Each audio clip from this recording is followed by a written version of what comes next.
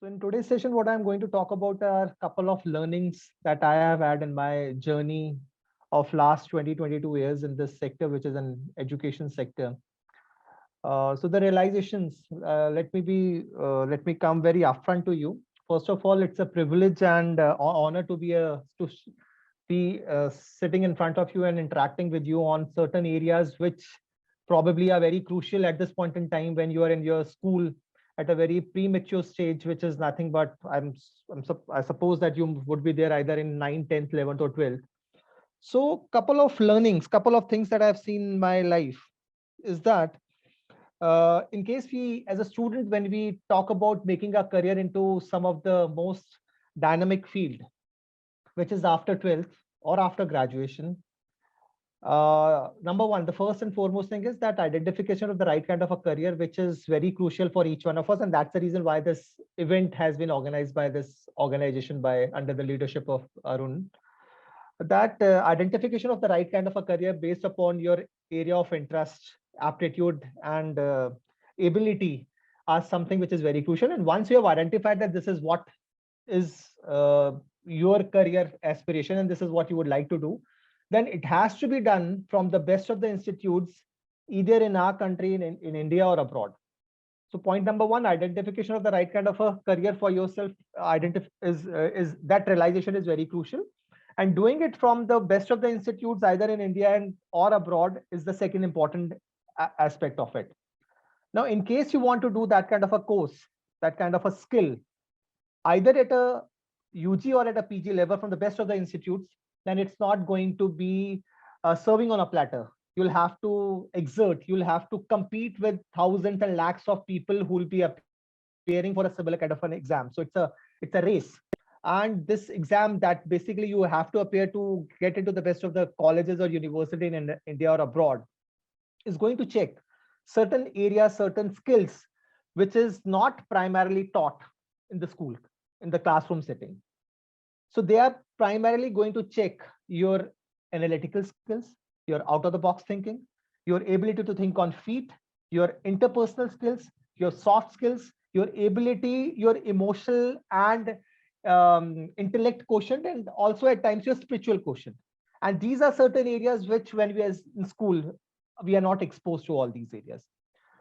We would be the toppers of a school, we would be the best in whatever subject that we are studying, but when it comes to applying our mind and doing things which are beyond the obvious or which requires a lot of logic or a lot of out of the box thinking, then we fall flat on our face, because there are certain things which we would have not encountered when we were in school or when we are in college, because we were not oriented, our neurotransmitters were not oriented to think on those lines. So exposure to all those things is of paramount importance at any point in time, in case you want to excel into any field which you choose for yourself, either after 12th or after graduation.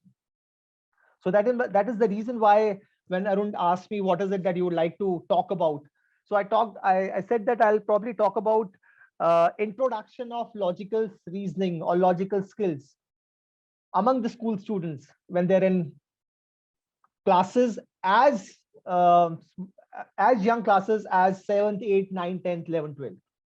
Because my point is that when I have encountered students studying for getting into the best of the universities abroad by writing GRE or GMAT, or when I talk to students who want to do their MBAs for the best of the institutes in India by writing CAT, or when I talk about students after 12th, in case they want to go to abroad for doing their undergrad courses from the best of the universities outside, then also they need to appear in this exam called SAT.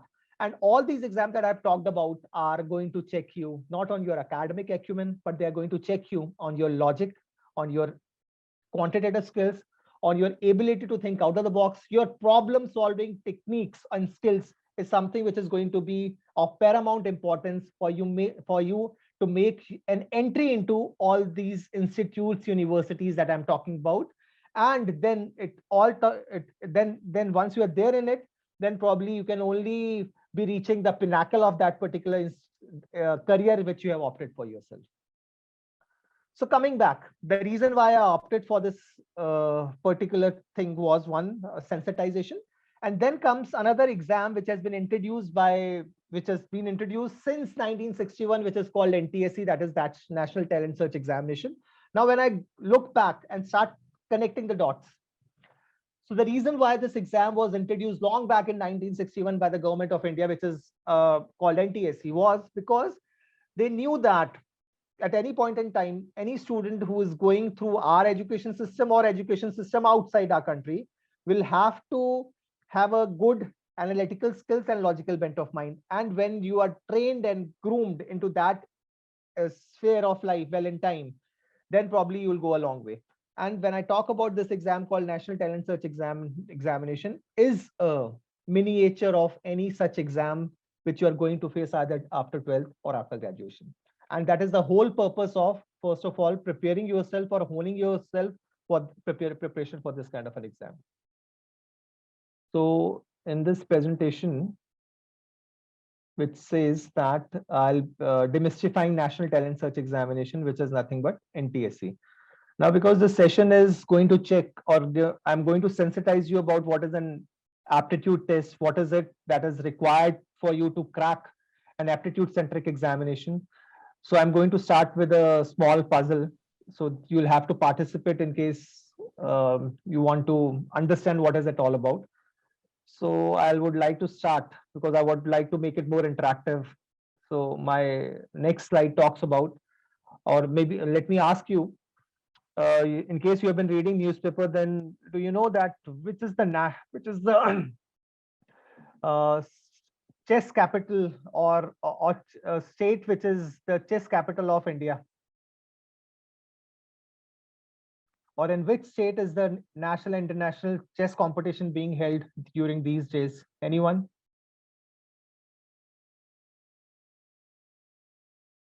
So in yesterday's paper, there was a big cutout which talks about that Tamil Nadu CM Mr. Stalin has declared that Tamil Nadu is going to be the chess capital of India, and they are organizing a national international event on chess in Chennai, and that started yesterday, which is 27th of July 2022. It is going to be a big event.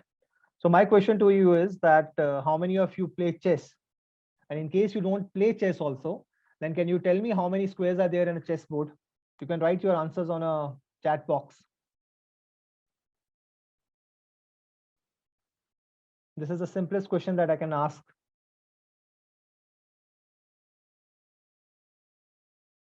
Ariba for Firdaus has answered 64. Anyone else? Can I have more answers?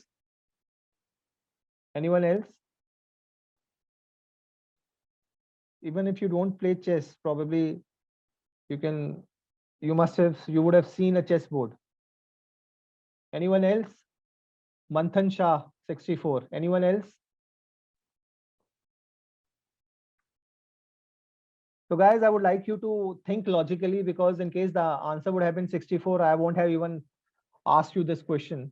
So can you actually think out of the box and think more logically, applying your brains in terms of getting the right kind of an answer? It's a logical reasoning question. It is going to check your logical bent of mind. So the answer is 204. In case you have not Googled, then probably I'm very happy to see that two of you, Amish and Yashik, have answered 204. The answer is 204 and not 64. So if I assume that side of the smaller square is 1 unit, this is 1, this is 1, this is 1, this is 1, this is 1, this is 1. So we have 8 in the horizontally and 8 vertically. So you were right by saying that there are 64 squares, but these squares were of dimension 1 by 1. This is 1 by 1. So when I talk about squares of side 1 by 1, there are going to be 64, but we are not restricted to squares which are only of size 1 by 1. There are squares of side 2 by 2. Look at this. This is a square of side 2 by 2. Similarly, there are squares of side 3 by 3. There are squares of side 4 by 4. Then there are squares of side 5 by 5, 6 by 6, 7 by 7, and eventually the bigger one, which is 8 by 8.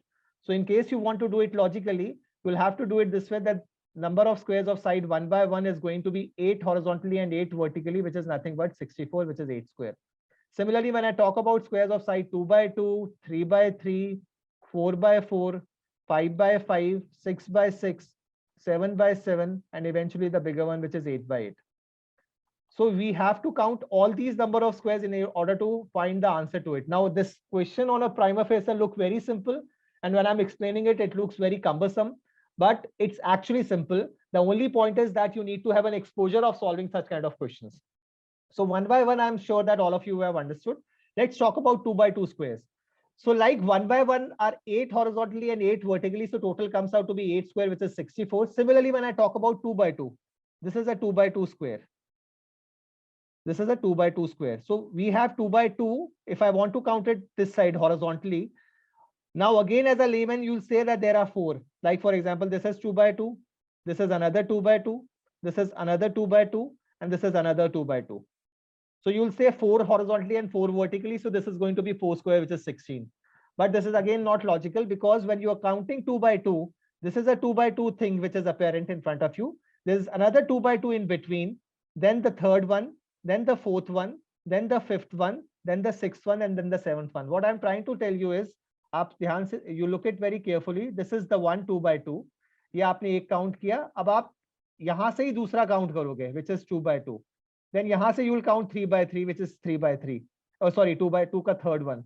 Then again one more, which is fourth one. Then the fifth one, and then the sixth one, and then the seventh one. So you will come out, you will encounter 7 horizontally and 7 vertically, which will come out to be equal to 7 into 7, which is nothing but 77 square, which is 49.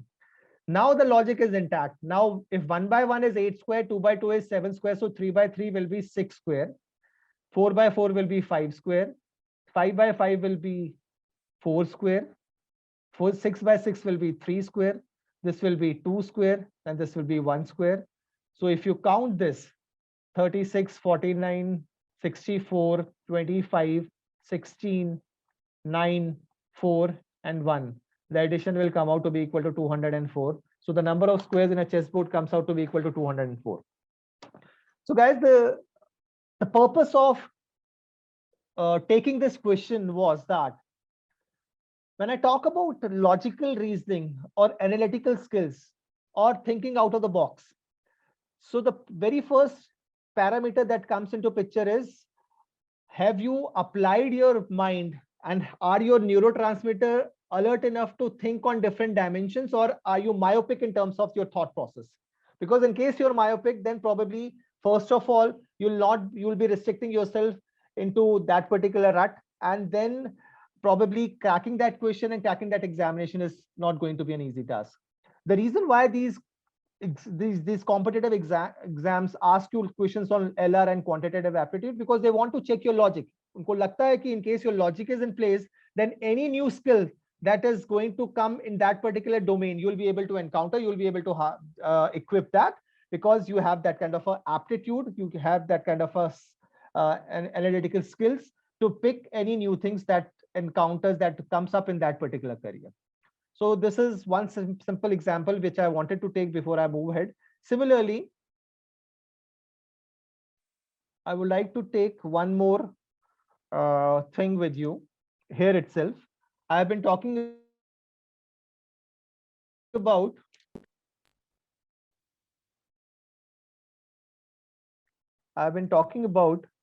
aptitude test, which is going to be an integral part of any top competitive examination that you are going to take. So the 3 important components of aptitude test is QA, which is also called numerical aptitude, which is quantitative aptitude or numerical aptitude. Then comes LR, which is logical reasoning. We have already seen one question of LR. And then comes VA, which is verbal ability. So when I talk about quantitative aptitude or numerical aptitude, this is also going to play a vital role in terms of your selection into the best of the courses after 12th or after graduation. This is nothing but maths of 7th, 8th, 9th, and 10th. Nothing beyond that. But in case this is maths of 7th, 8th, 9th, and 10th, so it should be called maths. And so why quant? So the point is, you need to also understand that what is the difference between maths and quant. Because I don't have an option of asking you, because and writing on a chat can become a cumbersome task. So let me demystify that the difference between quantitative aptitude and maths is very thin line difference between both of them. Maths to aap, maths which we study in school in 7th, 8th, 9th, 10th, 11th, 12th is a formula driven thing. While quantitative aptitude is nothing but maths with a very strong blend of logic. And it is basically an application of mathematical formulas that we have studied in our junior classes. Are we able to apply the concept of maths in solving questions which are logically driven is something which is important, because at times we have also seen that students who are very laborious without even understanding the concept have been able to score 100 out of 100 in maths, but their fundamentals are not in place. When it comes to applying the logic in solving those questions, they fall flat again. To explain you, because I think this might not be able to, with this kind of a thing, you might not be able to understand it correctly. So to explain the difference between maths and quantitative aptitude, let me take one more small example. Maybe that can be of some help to you in terms of explaining you that particular thing. I'm just using this slide as a whiteboard to explain you this. So I'll ask you a very simple question of class 4th, maybe 5th. All of us, when we were in class 4 and 5, we were taught what are whole numbers and the difference between whole numbers and natural numbers. This is the most basic thing which we studied about numbers when we were in school. We know that whole number starts from 0, 1, 2, 3, going up till infinity, while natural number starts from 1, 2, 3, going up till infinity. That means the only difference between both whole numbers and natural number is that whole number comprises of when additional 0 is compared to natural numbers. So this is a basic concept. Now, a question on quantitative aptitude which can be asked on this is that when you write first 100 whole numbers, how many zeros are there? Your options are 9, 10, 11, 12, and 21. You can write your options in the chat box. My question is very straight and simple. We have studied in our school that what are whole numbers and natural numbers. If you write first 100 whole numbers, how many zeros are there? There cannot be a simpler question than this in the entire mathematical or quantitative thing. So let me move on to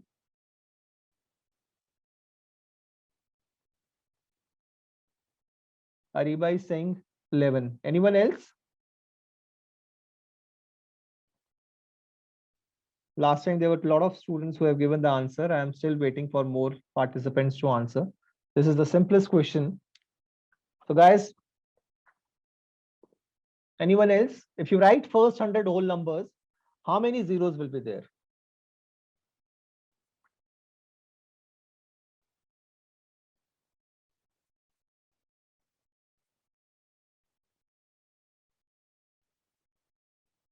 One more. Shivansh is saying 10. Good, Shivansh, very good. Anyone else?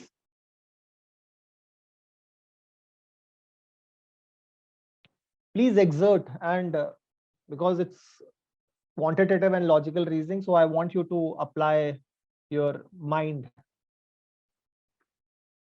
Anyone else? Okay, no problem. So fine, guys. So if I would have asked, most of you would have been coming up with answers like 12. Just one sec. Let me activate my pen. Okay. So all these options seems to be correct, 9, 10, 11, 12. But if you read this question very carefully, they talk about first 100 whole numbers. And you know that the first whole number is 0. If the first whole number is 0, then the 100th whole number will not be 100, it will be 99. That means you are going to count numbers from 0 to 99. And in case you are going to count numbers from 0 to 99, then you have 1 0 in 0, and from 10 to 90, there are going to be 9 more zeros. So your answer will come out to be 1 plus 9, which is nothing but 10. The problem is that students start thinking that whether they should be counting 100 or not. And if you count 100 with 0, then your answer will come out to be equal to 12. But you're not supposed to count 100. The reason why you're not supposed to count 100, because 100 is not the 100th whole number, it is the 101th whole number, because the whole number starts from 0. So the 100th whole number is going to be 99 and not 100. And at times student also commit mistake by start counting from 1 till 100.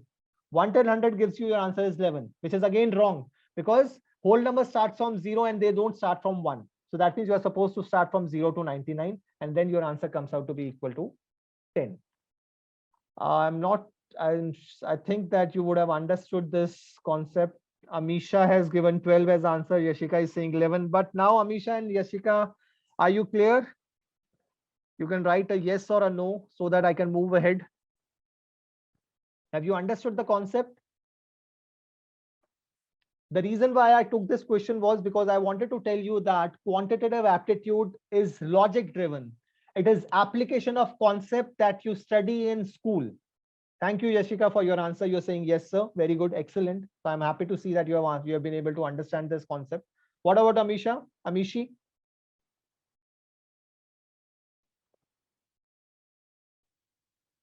Great. Good. So let's move ahead.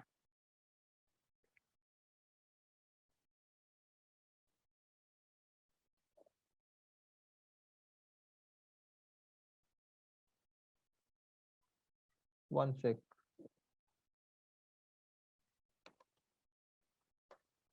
So let me now move on to another thing, which is, again, I'll be connecting few dots. No, before I do this, let me show you one more slide. So as I said that these are lists of few competitive examination that each one of you who are there in 9, 10th, 11th, 12th are going to face after 12th. CLAT, which is common law admission test, in case you want to take admission into 24 national law universities for doing your law degree of 5-year integrated law from the best of the national law universities. ILET, in case you want to take admission into National Law University Dwarka. IPM, which is Integrated Program in Management, which is an entry into an IM right after 12th. So from 2010 onwards, there was one of the IM, which is IM Indore, started a program called Integrated Program in Management, which gives you an entry into an Indian Institute of Management for a 5-year integrated BBA plus MBA right after 12th. Now there are 5 IMs, which is giving you an entry or which is giving you an entry into an IM after 12th through this course, which is Integrated Program in Management, which is there in IM Indore, Rohtak, Bodh Gaya, and even Jammu, and one more. NCH MCET is an exam which is for getting admission into the top hotel management colleges of our country. Indraprasth BBA, which is Bachelor in Business Administration, for taking admission into IP University for a BBA course. SET, in case you want to take admission in any of the courses in Symbiosis, Pune or Bangalore or Noida. CUET, which is the latest in this entire race, which is for getting admission into 45 central universities and another 45 private and autonomous universities after 12th. I'm sure that you must have heard of it, that admission into Delhi University from this year onwards is not a function of the marks that you score in 12th, but it is a function of CUET, which is Central University Entrance Test. JEE, which is Joint Engineering Examination. SAT, which is Scholastic Aptitude Test for taking admission into the best of the universities abroad or for doing your undergrad courses. National Defense Academy, in case you want to get into armed forces of our country. BJMC, which is Bachelor of Journalism and Mass Communication, in case you want to take admission into the journalism colleges or the best of the journalism colleges of Delhi universities or Xavier's or Narsi Monji or Symbiosis. NATA, which is for taking admission into the top architecture colleges of our country. Indraprasth BCA, which is Bachelor in Computer Application. And LSAT, which is for taking admission into the private law colleges. All these colleges which I have written, or all these exams that I have written, are conducted after 12th, and all these exams are aptitude-centric exams. That means in these exams, you will have questions from logical reasoning, from quantitative aptitude, and from verbal ability, and certain component of general awareness and GK. And when I connect this, when I look backward and connect this with National Talent Search Examination, there's a huge replica, or in fact, NTSE is a miniature of any such aptitude centric exam which you're going to face after 12.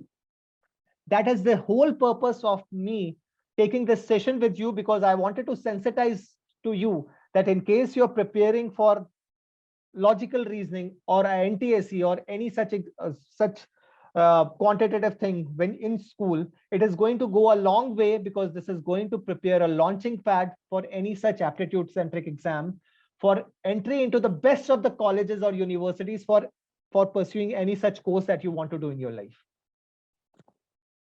So, and this doesn't stop here.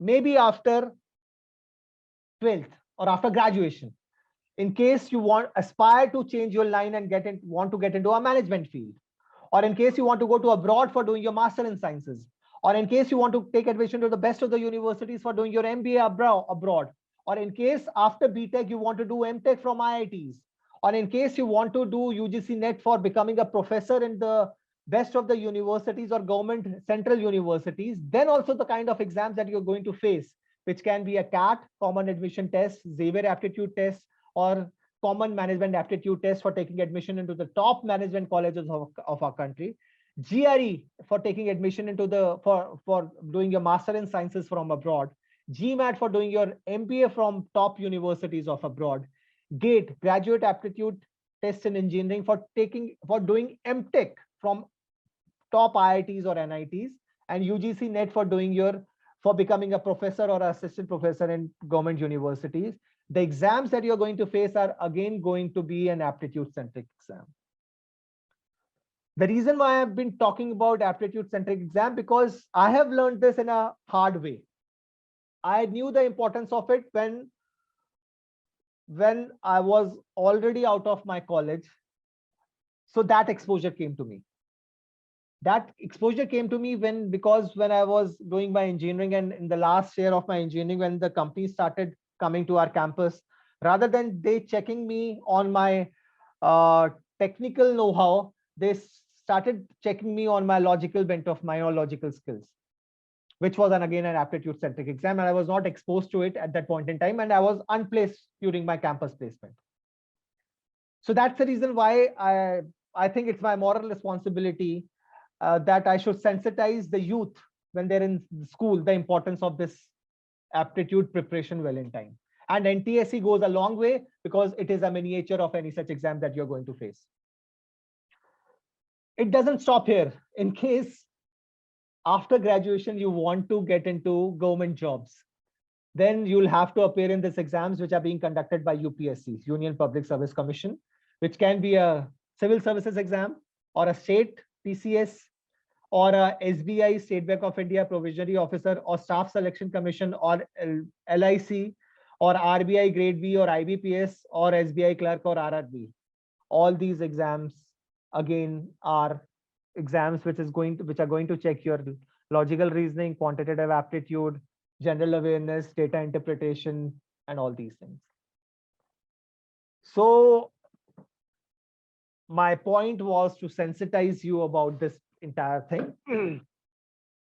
Remaining early intervention is the key to success. In case you start working on all these parameters well in time, probably whatever you're going to face either after 12th or after graduation, or maybe after that, so you'll be prepared for that kind of a thing well in advance, and you'll be better placed as compared to any of your competitors which will be competing for a similar kind of an examination. So now coming back to my session, which was on National Talent Search Examination, I'll just throw some light on that also for another 5-10 minutes. This is the oldest and the most renowned scholarship exam, which has been there since 1961. This is conducted by NCERT. The only thing that has changed over a period of time is the difficulty level, the paper pattern, and for the classes for which this is being conducted. Initially, this exam was there for class 11 students, then for class 12, then it started. Then NCERT started doing it for class 9, and since last 10 to 15 years, this has been there for students who are there in class 10. The only eligibility is that It is for students appearing in class 10th, not 2020, but 2023, in fact, and with minimum 60% marks in class 9. If I talk about the selection process, there are two stages. Stage 1 is a state level examination, and stage 2 is a national level examination. For students, let me take an example. Let's say you are doing your schooling from Lucknow. That means you are from state, UP state. So the state level examination will be organized by your state, which is UP. And once you crack this examination and you qualify it at your state level, then only you will be eligible to go for a national level examination, which will be conducted by NCERT. The state level examination, which is stage 1, is conducted in the month of November. So it's a different story that last year this has not been conducted because of the COVID protocols and all, but in all probability, since last 14-15 years, this has been conducted in the month of November. And student who qualify stage 1 have to appear for a national level examination in the month of June next year. Approximately 9 to 10 lakh students appear in stage 1 examination, and 9,000 of them qualify stage 1, and then they participate in the national level examination, which is nothing but a stage 2 examination. So out of 9 lakh students, 9,000 qualify, and they eventually appear in stage 2 examination. And out of those 9,000, 2,000 become NTSE scholar every year. So that is the total number of scholarship which are being awarded by NCERT every year, which is 2,000 out of 9 to 10 lakh students who appear in this kind of an examination. On a prima facie, it looks that this is a very difficult exam, but this isn't a difficult exam. The reason being, out of those 9 to 10 lakh students who appear in this exam, more than 50 to 60% of them have only filled up this form just for the heck of filling it, because the school's authorities have asked them to fill the exam of the form, and that's the reason why they would have filled it. That means you can easily discount more than 6 lakh students who would have only filled it for the heck of filling it. Out of the remaining 4 lakh, more than 50% of them are not even well versed with what is the paper pattern. So up 2 lakh और discount कर लीजिए. Now, out of remaining 2 lakh who know the paper pattern, more than 50% have not even paid due attention in terms of preparing for that kind of an examination. So वापस आप 1 lakh discount कर लीजिए. So the serious competition is only among 1 lakh students who are actually preparing for this kind of an exam. This is how you need to look at things, rather than getting demotivated by looking at the number of participants or people who are filling up the form. Now, in both the stages, there are 2 rounds. So what they are going to check are 2 parameters, 2 attributes. One is MAT, which is mental ability test, which is all about your logical bent of mind, your quantitative skills, your problem solving skills, your out of the box thinking, something which we have been talking about. Second is SAT, which is scholastic aptitude test, which is all about the maths, the science, and the social science. So SAT comprises of maths, science, and social science of 9, 10, 10, while MAT is mental ability test, logical reasoning component. Now, the advantages of becoming an NTSE scholar are humongous. First and foremost, it's a matter of huge repute and honor to become an NTSE scholar, because your curriculum vitae or resume, which you're going to carry throughout your life for any kind of a job, will comprise of your name, and the second line will talk about NTSE scholar for that particular year. So whenever you're going to go for any kind of an interview, that piece of paper, which is a resume or a CV, which the interviewer is going to watch, so you will be actually at a pedestal, and the other person will perceive you as with a high intellect, because that person also knows that the person who's being interviewed was an NTSE scholar for that particular year. That means he would have competed among 10 lakh students, and he was among those 2,000 who actually became NTSE scholar for that particular year. So that means this guy has a high intellect and a great gray matter, and that's the reason why your first impression on the panel member would be very high. In fact, it is going to be not only a feather in your cap, but you will be carrying a hat full of feather throughout your life in case you are an NTSE scholar. Take my words. A lot of coaching institutes wherein you will be going in 11th, 12th probably will give you heavy discounts for your preparation for any of these exams, because they also want meritorious students, because they know that this guy is smart In case you become a part of their coaching institute, you'll be a sure shot converter for any of these competitive examinations. So that again is very important. But the bigger advantage that I talked about is because this would have prepared a launching pad for a lot of other competitive examinations which you're going to face in life, and benefits during NDA, UPSC, and a lot of things. And one monetary benefit which is always there is that in case you become an NTSE scholar, you get a scholarship amount of 1,250 rupees per month when you're in 11th and 12th. And the scholarship becomes 2,000 rupees per month when you do your graduation or post graduation, and even post that. That means you start earning a miniature amount though while you are in school. So this is again another advantage of becoming an NTSE scholar. Something more about it. There are two rounds as I talked about. One is MAT and SAT. Both these exams are of 2 hours duration, comprising of 100 questions each. The overall cutoff, that means out of 200, in case you are able to get 170 plus, probably you become an NTA, you clear the round one. And similarly in round two also, in case you are able to get 170 plus, you will become an NTSE scholar in that round also. If the talent and which is required for cracking this exam, as I said, is that maths from 7th, 8th, 9th, 10th, not only maths, but the application of concepts is something which is very important. You need to be good in mathematics. You need to be good in solving a lot of calculations orally with very less use of pen and paper. You need to be fast in multiplication, finding squares, cubes, square roots, and cube roots, and so on and so forth. Now, this is the most important slide of my PPT, which talks about what is it which is an integral part of MAT, which is mental ability test. So I would advise you to take the screenshot of this particular slide, because this is going to go a long way. So those, yeah, Pratham, someone was asking something. No, sir. Okay. So this is going to be the syllabus for, or the topics for mental ability test for NTSE. This is also going to be the reasoning component for any competitive examination, let it be CLAT, let it be SSC, let it be IBPS, let it be hotel management exam, let it be symbiosis entrance test, for the reasoning component of it. So these 24 topics is going to be an integral part of any such reasoning component that you are going to face subsequently in your life. So this is as far as the mental ability part is concerned. As far as the SAT is concerned, which is Scholastic Aptitude Test, the breakup is there are 40 questions from social science, 20 from maths, and biochemistry and physics again comprise of 40 questions. That means 100 questions from social science, maths, and science. This is the breakup for SST. This is the syllabus for social science. You can again take a screenshot for this in case you are in class 10th and 9th and you are an NTSE aspirant. Similarly, this is the syllabus for geography. This is the syllabus for social science.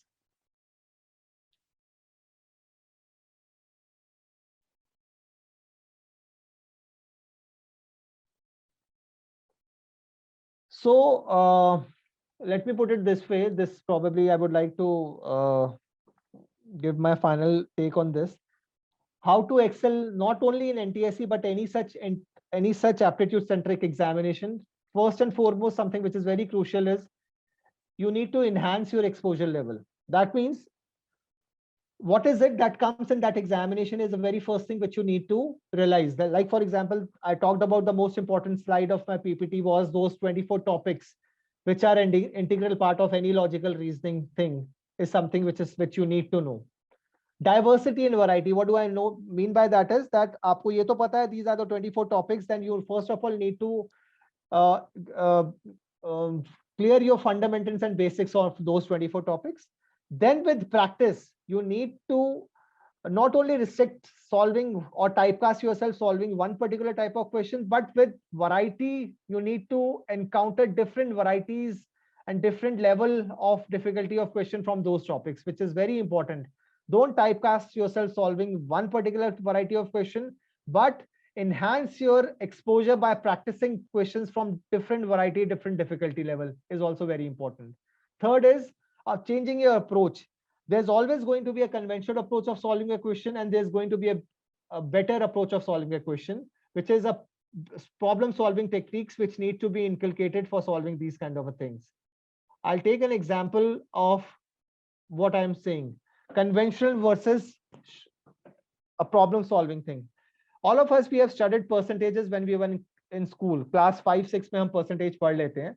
Let's say if I ask you what is 33.33% of 16.66% of 25% of 720. तो ये बहुत rocket नहीं है. आपको पता है percentage means or x percentage means x divided by 100. So that means this is nothing but 33.33 divided by 100. Of means multiplication, and this is 16.66 divided by 100, and this is 25 divided by 100 into 720. तो ये मैंने आपसे पूछा, ये rocket तो है नहीं, but अगर आप इस पूरे कैलकुलेशन को देखोगे तो अगर आप न्यूमरेटर डिनोमिनेटर कैंसिल करने लग जाओगे, if you start calculating this, then this becomes a cumbersome thing because this is time consuming. This is not difficult, but this is time consuming. And if you know some concept of percentages, and if you know that 1/2 is 50% and 1/4 is 25%. If you know that 1/3 is 33.33%, and 1/6 is half of 33, which is 16.66%. So what needs to be done is that instead of 33.33, you can write this as 1/3. Instead of 16.66, you can write this as 1/6.